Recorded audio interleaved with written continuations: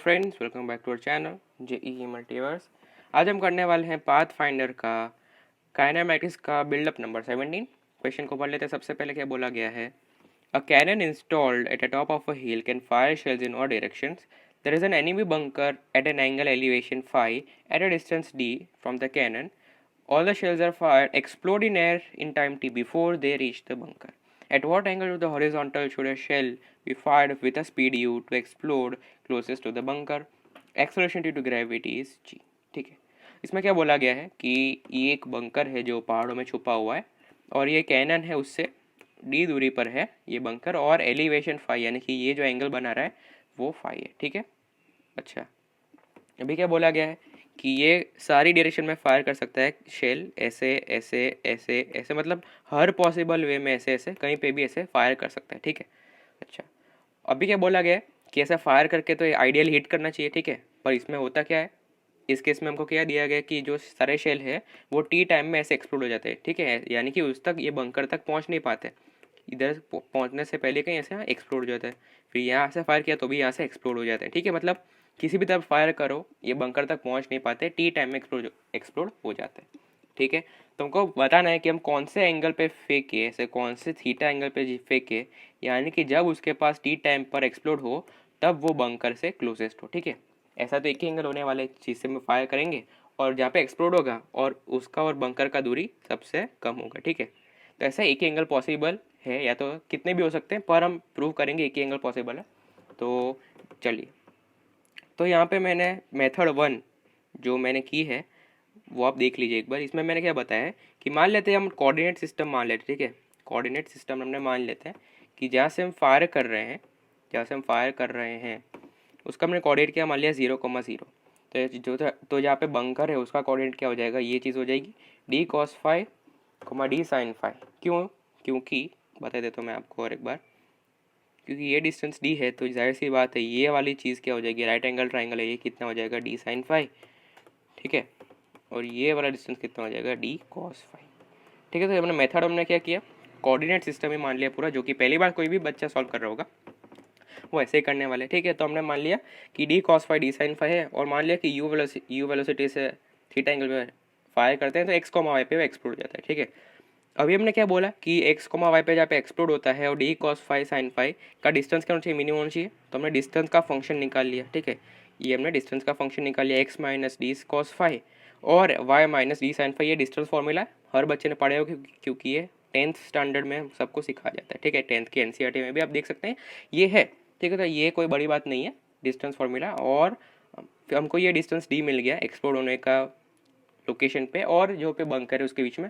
अभी हमको इसको मिनिमाइज करना है, तो उसके लिए d differentiation of d with respect to five करना चाहिए दोस्तों, 0 होना चाहिए। ठीक है, और आप सोच रहे होंगे एक्स क्या होगा, तो एक्स हो जाएगा यू कॉस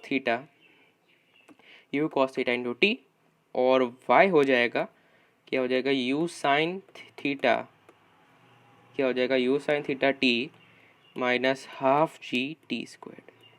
ठीक है, हाफ जी टी स्क्वायर, क्योंकि ये टी टाइम में एक्सप्लोड हो रहा है ना, तो इतना डिस्टेंस कवर का यू कॉस थीटा टी और you sine theta T minus half g T square, इतना है तो एक्स और वाई में डिस्टेंस कवर करेगा। ठीक है, डिस्प्लेसमेंट होगा जो भी हो, तो इसमें हमको इधर ये दोनों चीज़ें यहाँ पे पुट करनी पड़ेगी, ये दोनों चीज़ें, और बाद में इन सबको डिफ्रेंशिएट करके इक्वल टू 0 करना पड़ेगा तभी हमको, और उससे हमें थीटा निकालना है as a function of five. ठीक है, as a function of five मिलेगा थीटा टेन फाइव कुछ फंक्शन मिलेगा। ठीक है, तो ये दोस्तों बहुत ही लंबी मेथड है। ठीक है, आपको इसको डिफ्रेंशिएट करें तो ऐसे कॉम्पिटिटिव एग्जाम में ऐसे कोई भी क्वेश्चन आ जाए तो आपको बहुत टाइम लगेगा, तो उसके लिए हमारे पास एक मेथड 2 है। ठीक है, क्या दोस्तों, मेथड 2, तो वो बहुत ही आसानी से हो जाता है, पर इसको सोचना थोड़ा मुश्किल है। ठीक है, तो ये कोई भी दूसरी तीसरी बार सॉल्व करेगा पाथ फाइंडर तो उसको शायद ये चमक जाए। ठीक है, शायद ही ये चमक जाएगा। तो देखो क्या कर रहे हैं हम, ऐसे एक सीनैरियो अपना, तो मान लेते हैं कि एक मैन है। ठीक है, वो जी एक्सेलरेशन से नीचे फॉल कर रहा है। ठीक है, उसकी इनिशियल वेलोसिटी 0 है। ठीक है, तो ऐसे फॉल करे तो हम अगर इस मैन की फ्रेम में चले जाए तो क्या होगा। ठीक है, इसमें थोड़ा रिलेटिव लगाना पड़ेगा हमको। ठीक है, अगर आपको रिलेटिव मोशन नहीं आता तो हमारी चैनल पे उसकी प्लेलिस्ट है, आप ज़रूर देख लीजिए, रिलेटिव मोशन ये मल्टीवर्स टाइप करेंगे या तो हमारे प्लेलिस्ट के अंदर ही जाके देख सकते हैं। ठीक है, मंडे टू डे दोनों मोशन की प्लेलिस्ट हमारे पास अवेलेबल है रिलेटिव मोशन की। ठीक है, तो अगर जीव एक्सेलरेशन से फॉल कर रहा है और अगर उसकी फ्रेम में चले जाते हैं तो क्या होगा, अभी देखो ध्यान से देखना, उसकी फ्रेम में चले गए तो हम सब जगह उल्टा एक्सलेशन देना होगा, जी जी जी, ठीक है। तो प्रोजेक्टाइल जो है उसका एक्सलेशन कितने दोस्तों, नीचे की तरफ जी है, और मैन की फ्रेम में इसका एक्सलेशन ऊपर की तरफ जी हो जाएगा, ठीक है। मैन की फ्रेम में करेंगे तो उसका इक्वल और अपोजिट एक्सलेशन लगाना पड़ेगा, तो ये और ये दोनों एक्सलेशन कैंसिल हो गए। यानी कि अभी जो प्रोजेक्टाइल है हमारा उसका कोई भी एक्सलेशन फेस नहीं करना पड़ेगा, ठीक है। यानी कि अब वो ऐसे सीधी लाइन पे चलेगा, कैसे भी फायर करेंगे तो भी स्ट्रेट लाइन में चलेगा, ऐसे ऐसे, वो ऐसे ऐसे कहीं पे ऐसे बेंड नहीं होगा, वो एकदम सीधा चला जाएगा, ठीक है। कहीं पे बेंड नहीं होना चाहिए, क्यों, क्योंकि इसकी फ्रेम में चलेगा और ये भाई साहब तो जी एक्सलेशन से गिर रहा है, और प्रोजेक्टाइल का खुद का एक्सलेशन जी है तो उसकी फ्रेम में चले जाते हैं, तो इक्वल और अपोजिट लगाते हैं तो ये दोनों चीज़ें कैंसिल हो जाएगी, ठीक है। पर अभी कहानी ख़त्म नहीं है, अभी क्या होगा, ये जो पॉइंट है हमारा रेड कलर का पॉइंट है जब बंकर है उसको भी जी मिल जाएगा, ठीक है।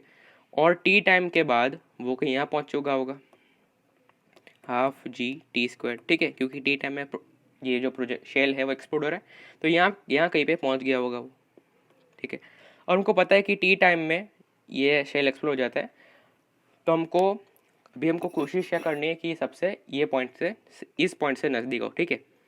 ये मैन की फ्रेम में अभी हमको कोशिश क्या करनी पड़ेगी, इस पॉइंट के नज़दीक नहीं होगा, इस पॉइंट के सबसे नज़दीक होना चाहिए, वो हमको कोशिश करनी पड़ेगी, क्योंकि मैन जी वेलोसिटी जी एक्सलेशन से फॉल कर रहा था और उसको इक्वल और अपोजिट एक्सलेशन मिल गया इस बंकर को, और बंकर टी टाइम में यानी कि जब वो एक्सप्लोड हो रहा है जो हमारा शेल, तो उस टाइम में हाफ जी टी का डिस्टेंस ट्रैवल कर जाएगा, ठीक है। तो ये चीज़ हो जाएगी। अभी हमारा टारगेट चेंज हो गया। टारगेट क्यों चेंज हो गया, क्योंकि पहले हम इस इधर से डिस्टेंस मिनिमम ले रहे थे कि इस पॉइंट से, क्योंकि बंकर यहाँ था, पर अभी रिलेटिव मोशन की वजह से बंकर यहाँ शिफ्ट हो गया, तो मैं सिंपली ये बोला चाह रहा हूँ कि अभी हम जो शॉर्टेस्ट डिस्टेंस लेंगे वो इस ब्लू वाले पॉइंट की मदद से लेने वाले हैं, ठीक है। तो अभी और हमको ये बात पता चल गई कि जो प्रोजेक्टाइल है हमारा उसका एक्सलेशन हो गया ज़ीरो, क्योंकि उसका पहले से एक्सलेशन जी था और मैन की फ्रेम में इक्वल और अपोजिट जी देंगे तो वो कैंसिल आउट हो जाएगा। यानी कि अभी जो है हमारा पार्टिकल है वो सिंपली स्ट्रेट लाइन में चलने वाला है, और स्ट्रेट लाइन में चलने वाला है और इसके सबसे नज़दीक डालना है हमको, इस पॉइंट के सबसे नज़दीक डालना है, तो क्या करना पड़ेगा, उस ये एंगल पे एम करना पड़ेगा जो इधर से बना रहा है, ठीक है। तो ये एंगल जो होगा, इसी एंगल पे क्या हमको फायर नहीं करना पड़ेगा, ठीक है, ये एंगल पे ही हमको फायर नहीं करना पड़ेगा, ठीक है। ये जो भी एंगल है थीटा, क्या हमको इसी एंगल पे फायर नहीं करना पड़ेगा, ठीक है, क्योंकि अब ये स्ट्रेट लाइन में जाने वाली भी, बेंड तो होने वाला नहीं है, ऐसे ऐसे कहीं मुड़ने वाला नहीं है, अभी स्ट्रेट लाइन में जाएगा, तो अगर इसी लाइन पे हम एम करेंगे तो यहाँ मान लेते हैं कि यहाँ कहीं पे एक्सप्लोड हो जाए, ठीक है, पर तो भी इससे नज़दीक, सबसे नज़दीक तो होगा ही, ठीक है। अगर हम इधर कहीं एम करते हैं तो इधर कहीं पे एक्सप्लोड हो जाता है, तो इधर से ये डिस्टेंस ज़्यादा हो जाएगा, ठीक है। अगर आपको विश्वास नहीं हो रहा तो आप सच में ये करके देख लीजिए, ठीक है। तो इससे हम थीटा निकालेंगे, अभी ये सिंपली दिख रहा है हमको, थीटा टेन थीटा निकालेंगे सिंपली, क्या आ जाएगा, ये पूरी लेंथ आ जाएगी, ठीक है। तो आ जाएगा d sine phi plus half g t squared upon d cos phi. तो थीटा की वैल्यू इधर से सिंपली क्या हो जाएगी, टेन इनवर्स ऑफ क्या हो जाएगा, tan phi plus half g t squared upon d cos phi, ठीक है। तो ये दोस्तों हमारा आंसर हो जाएगा, ठीक है। तो ये दोस्तों आप देख सकते हैं कितनी 2 मिनट में हमको ये आंसर मिल चुका है, ठीक है। मैंने समझाने में इतना टाइम गया, बाकी तो अगर वैसे सोचते देखो कितना जल्दी हो गया। और आपको आंसर ये सही नहीं लगता तो पीछे चेक भी कर सकते, यही आंसर है। मैं फिर से समझा देता हूँ इसमें क्या बोलना चाह रहा हूँ मैं। अगर हम ये मैन जो है उसकी फ्रेम में चले जाए जो जी एक्सलेशन से फॉल कर रहा है, तो उसमें क्या होगा कि ये सबको ऊपर हमको जी एक्सलेशन देना पड़ेगा, क्योंकि उसकी फ्रेम में उसका ऐसा दिखेगा। तो प्रोजेक्टाइल का एक्सलेशन पहले से जी है, उसको इक्वल और अपर जी मिल जाएगा, तो वो क्या हो जाएगा दोस्तों, कैंसिल आउट हो जाएगा। यानी कि अभी प्रोजेक्टाइल का कोई एक्सलेशन नहीं है तो वो स्ट्रेट लाइन में मूव करेगा, ऐसे किसी भी तरह बेंड नहीं होगा, ठीक है। ग्रेविटी की तो है नहीं कुछ, ठीक है, यानी कि ग्रेविटी फ्री स्पेस में आ चुका है हमारा प्रोजेक्टाइल। और एक चीज़ क्या बोली कि ये जो बंकर है, ये हमारा जो बंकर है बी, उसको भी हमको क्या मिलना, उसको भी क्या मिल जाएगा, ऊपर की तरफ एक्सलेशन जी मिल जाएगा, ठीक है, कि वो भी तो हमारा पार्टिकल है। और वो क्या हो जाएगा, half g T square distance ऊपर मूव हो जाएगा टी टाइम में, ठीक है। मैंने इधर टी क्यों लिया, क्योंकि हमारा जो बॉम्ब है, शेल है, वो भी टी टाइम में एक्सप्लोड हो रहा है, तो टी टाइम में इतना आगे बढ़ जाएगा। अभी क्या हो गया, अभी हमारा टारगेट यहाँ ना होके टी टाइम के बाद यहाँ होगा, ठीक है।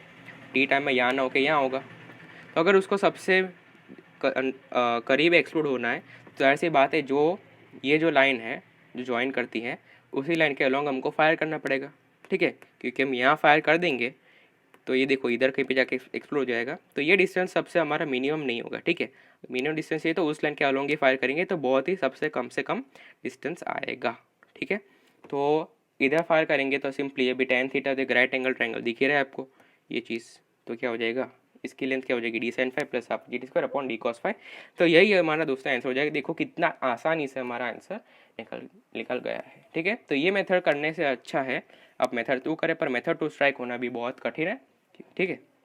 तो अगर आपको दोस्तों वीडियो पसंद आया हो तो ज़रूर हमारे चैनल को सब्सक्राइब करें। और बार बार बोल रहा हूँ, अभी मैं आपको एक फ़ोटो दिखाना चाहूँगा दोस्तों कि आप यहाँ स्क्रीन के सामने एक फ़ोटो देख सकते हैं जिसमें साफ साफ दिखा रखा है कि अब जो 44.74 लोग हैं या जो भी हो 44 पॉइंट समथिंग लोग हो, वो हमारे चैनल को वॉच टाइम देख के हमारे चैनल को आप सब्सक्राइब नहीं कर रहे, ठीक है, सब्सक्राइब नहीं कर रहे हमारे चैनल को। तो मैं इन लोगों से विनती करता हूँ कि अगर आपको अच्छा लगता हो तो ज़रूर सब्सक्राइब कीजिए, आपको फ्री में कुछ पैसे तो देने नहीं है, ठीक है। तो हमारे चैनल को सब्सक्राइब कीजिए और सपोर्ट कीजिए, हमारा मोटिवेशन बढ़ाइए, तो ताकि हम ऐसे अच्छे अच्छे वीडियोस लाते रहेंगे आपके साथ पाथ फाइंडर के, ठीक है। तो फिर से एक बार बोल लेता हूँ कि ज़रूर हमारे चैनल को सब्सक्राइब कीजिए, सिर्फ ऐसे देख के ना चले जाए।